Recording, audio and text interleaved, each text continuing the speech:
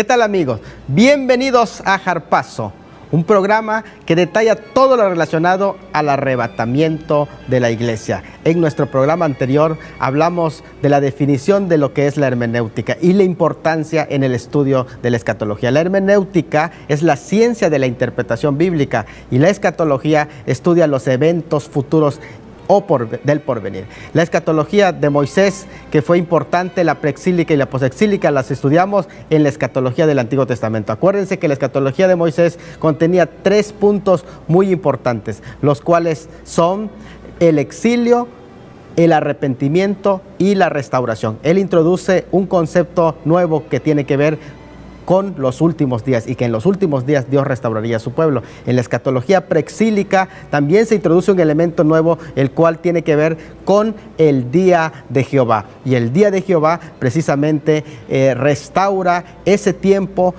cuando el Mesías iba a aparecer de nuevo. En la escatología posexílica también se habla de la esperanza, de la llegada de ese tiempo de restauración con el Mesías. En este programa vamos a hablar basado en el texto de 2 de Pedro, capítulo 2, versículos 15 y 16, y dice de esta manera: y tened entendido que la paciencia de nuestro Señor es para salvación, como también nuestro amado hermano Pablo, según la sabiduría que le ha sido dada, os ha escrito casi en todas sus epístolas, hablando de ellas, de estas cosas, entre las cuales hay algunas difíciles de entender, las cuales los indoctos e inconstantes tuercen, como también las otras escrituras, para su propia perdición. Vivimos en la tensión de anhelar que Jesús cumpla la promesa de su regreso, y el deseo también que se espere hasta que más personas lo reciban como su Salvador, según 2 de Pedro 3:9. En el día del Señor, Él castigará a los pecadores, pero hoy usa sus propias normas de lentitud. Por eso se dice que es lento para la ira, por su paciencia o dominio de sí mismo, lo cual significa salvación.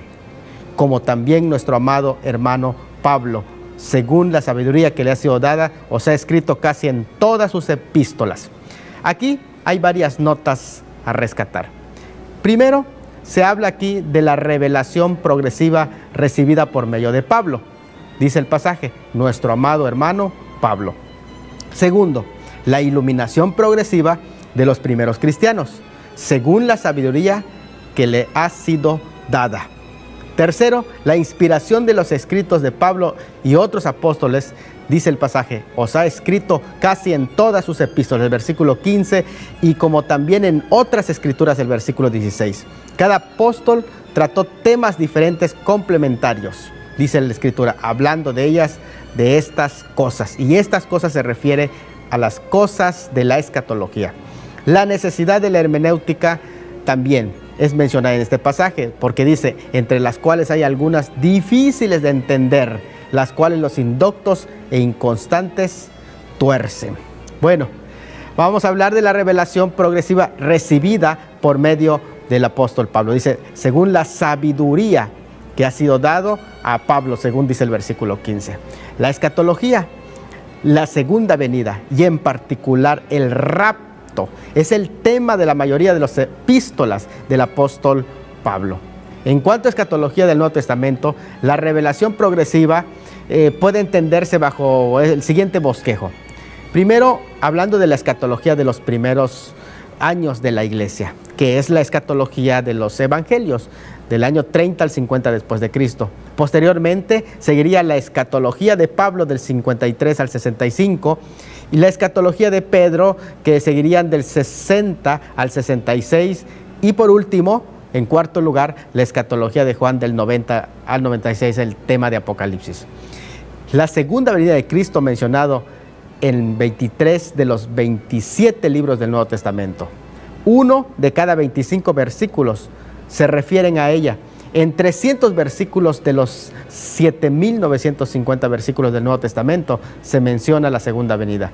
Solo en su carta a los tesalonicenses, a Primera Tesalonicenses, por ejemplo, el rapto es aludido en cada uno de los 5 capítulos. Por ejemplo, en el versículo 1:10 es aludido de esta manera. ¿Por qué? ¿Y cuál es nuestra esperanza, o gozo, o corona de que me glorié? ¿No lo sois vosotros delante del Señor Jesús en su venida? Vosotros sois nuestra gloria y gozo. Y el Señor haga crecer y abundar en amor unos para con otros, para con todos, como también lo hacemos nosotros para con vosotros, para que sean afirmados vuestros corazones irreprensibles en santidad delante de Dios, nuestro Padre, en la venida de nuestro Señor Jesucristo con todos sus santos. Y en 4:17, el conocido versículo de este programa que dice: no todos dormiremos, sino que seremos arrebatados. Pero también en 5:1, porque vosotros sabéis perfectamente que el día del Señor vendrá así como ladrón en la noche. Y que cuando digan paz y seguridad, entonces vendrá sobre ellos destrucción repentina, como los dolores a la mujer encinta, y no escaparán. Mas vosotros, hermanos, no estáis en tinieblas para que aquel día os sorprenda como ladrón, porque todos vosotros sois hijos de luz e hijos del día. No somos de la noche ni de las tinieblas, por tanto, no durmamos como los demás, sino velemos y seamos sobrios, pues los que duermen de noche duermen, y los que se embriagan de noche se embriagan. Pero nosotros que somos del día, seamos sobrios, habiéndonos vestido con la coraza de fe y con la esperanza del yelmo de la salvación, porque no nos ha puesto Dios para ira, sino para alcanzar salvación por medio de nuestro Señor Jesucristo, quien murió por nosotros, para que velemos o que durmamos, vivamos juntamente con Él. Y estos pasajes los hablaremos con más detalles en próximos programas. Pablo fue el único que toca a profundidad la cuestión del rapto, aunque también lo hace Juan. La razón es que Pablo recibe la revelación de varios misterios, incluidos dentro de ellos misterios el rapto. Un misterio es una revelación que no fue dada a los santos del Antiguo Testamento, y algunos de ellos no los dio a conocer el propio Jesucristo en su encarnación, sino que fue enseñado por los apóstoles, por el Espíritu Santo, del que Jesús dijo: Él os enseñará todas las cosas. Así que Pablo es el escritor de la mayor parte de las epístolas, y en sus escritos Pablo menciona varios misterios, dentro de las que encontramos algunos de ellos. De estos hablaremos, de estos misterios, después de este corte.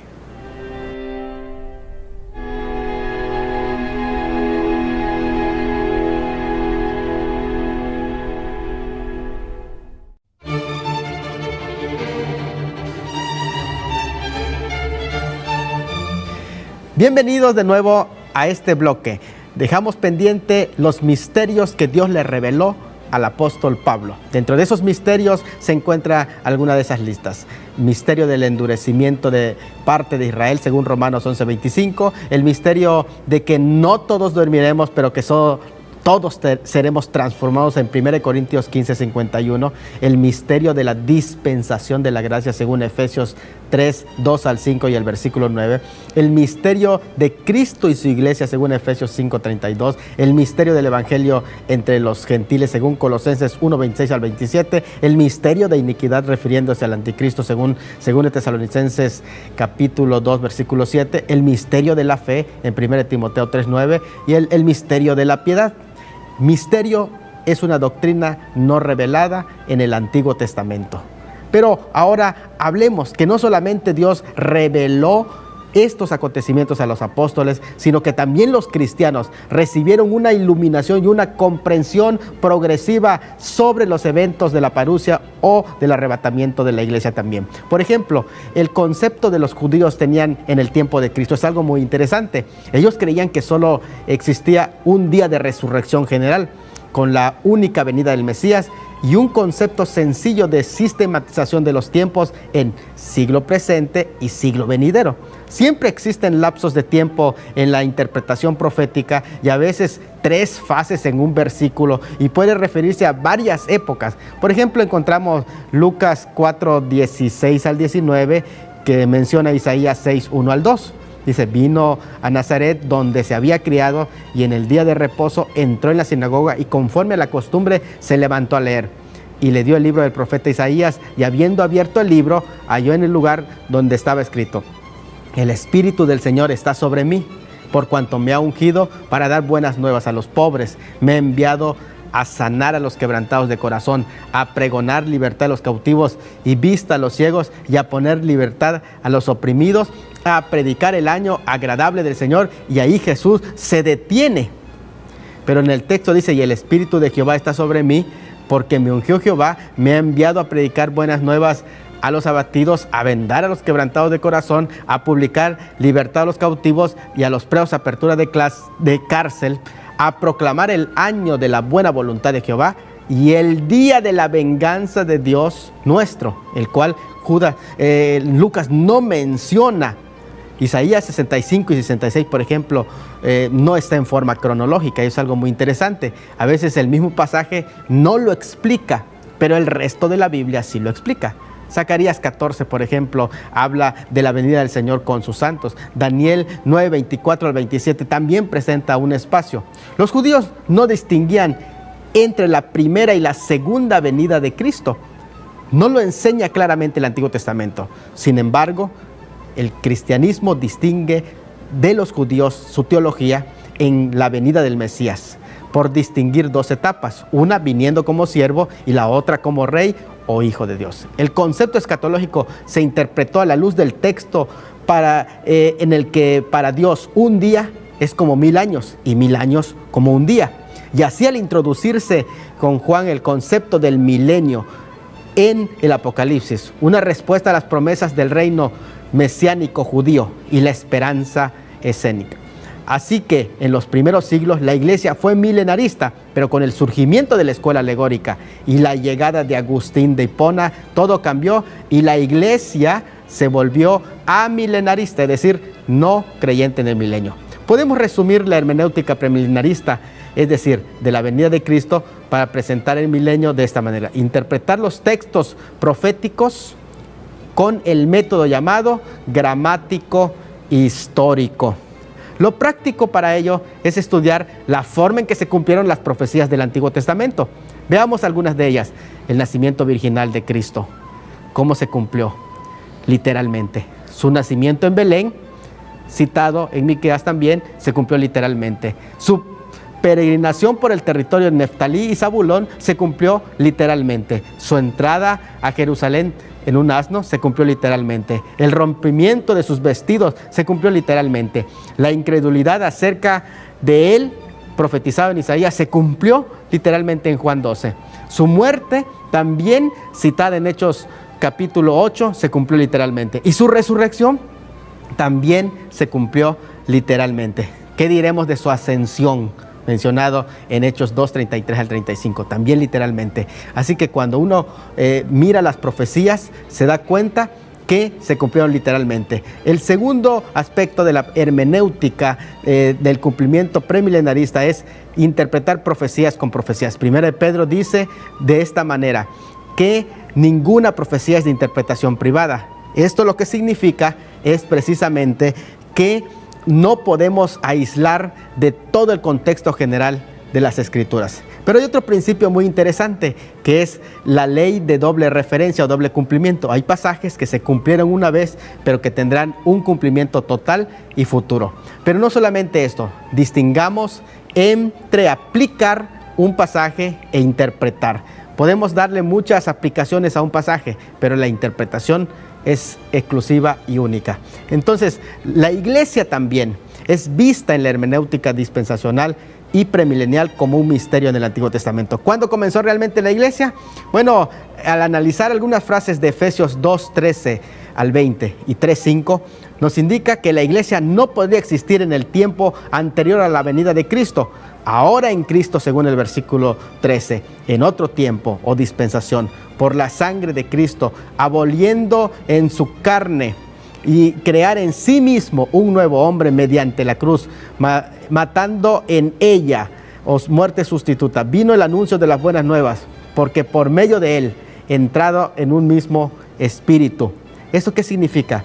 Que la promesa del Padre que descendió en Pentecostés, en el versículo 18, no podría estar presente sin la iglesia. No podría haber iglesia en el mundo entonces hasta que Cristo muriera, porque en su muerte se basa la salvación de sus miembros. Que Cristo resucitara para que pueda haber vida a los suyos, hasta que Cristo ascendiera y se convirtiera en cabeza de la iglesia. Cristo enviara al Espíritu Santo con el fin de que se habite en la iglesia con plenitud. y hasta que Cristo diera dones a los hombres como el apostolado y ponga el fundamento de la iglesia. De aquí algo particular que es la bendición de la iglesia. Además, cuando Pedro, en representación de los 12, confesó la deidad de Cristo, confesión en la que está basada la salvación, el Señor anuncia en el futuro, Mateo 16, 18, edificaré mi iglesia. La venida del Espíritu Santo en Pentecostés había sido profetizado por Cristo de tal manera que era necesario que Él se fuera para que el Consolador viniera. Bien, en nuestro siguiente bloque hablaremos más acerca de este tema tan interesante de la interpretación y la hermenéutica dispensacional.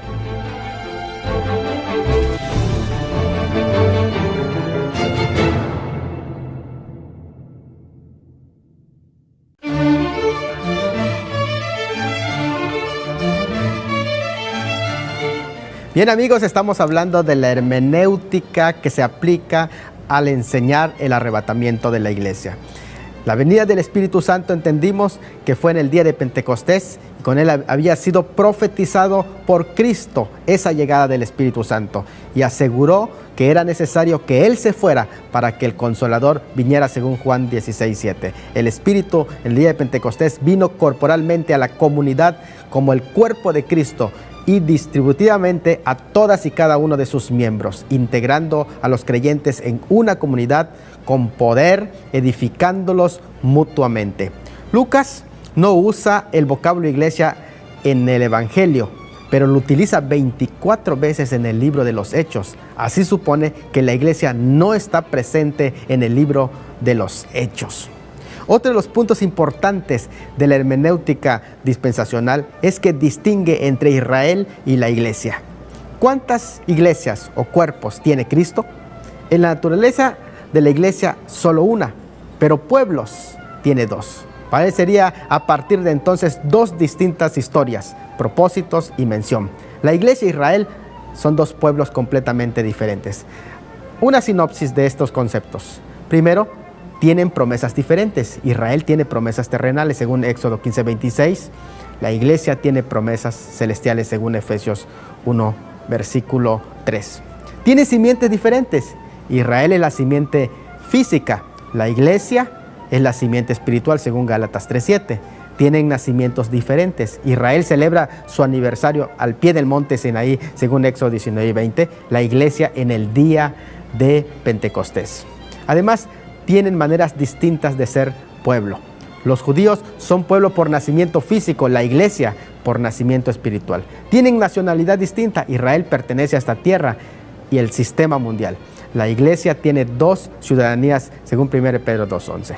Tienen diferentes menciones. 1 Corintios 10:32 menciona tres grupos. No seáis tropiezos ni a gentiles, ni a la iglesia del Señor, ni a judíos. Aplicando este principio dispensacional, que es importante en la hermenéutica, el principio dispensacional. El dispensacionalismo es un sistema de interpretación que mantiene una distinción entre Israel y la iglesia. Utiliza el método literal o normal al interpretar las escrituras y las profecías bíblicas especialmente.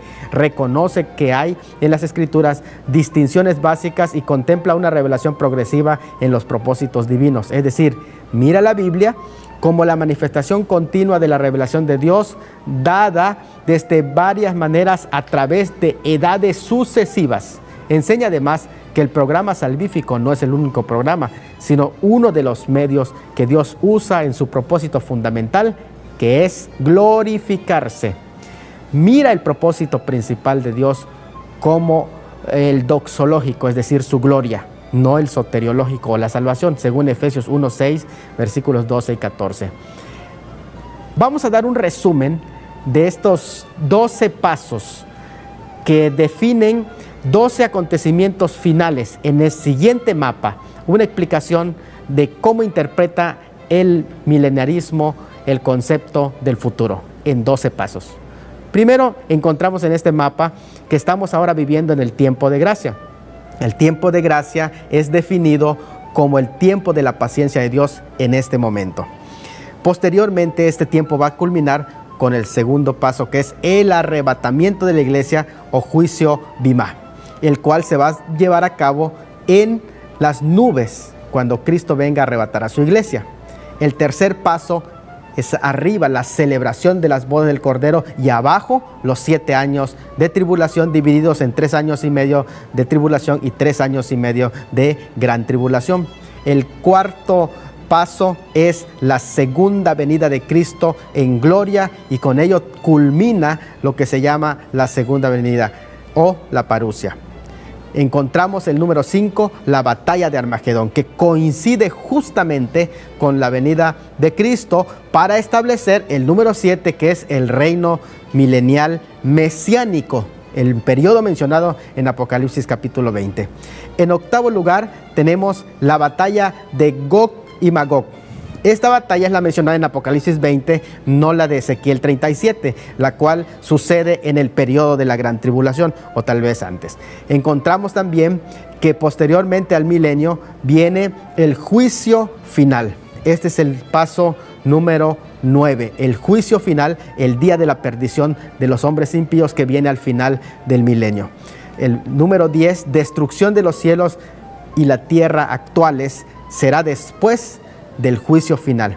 Inmediatamente vemos el número 11, cielo nuevo y tierra nueva, que es contemplada como la inauguración, el nuevo Génesis, que va hacia el paso número 12, que es el estado eterno en donde viviremos por siempre. Amigos, ese es el mapa profético presentado en la palabra del Señor en un resumen de lo que es la fe premilenial y la hermenéutica dispensacional.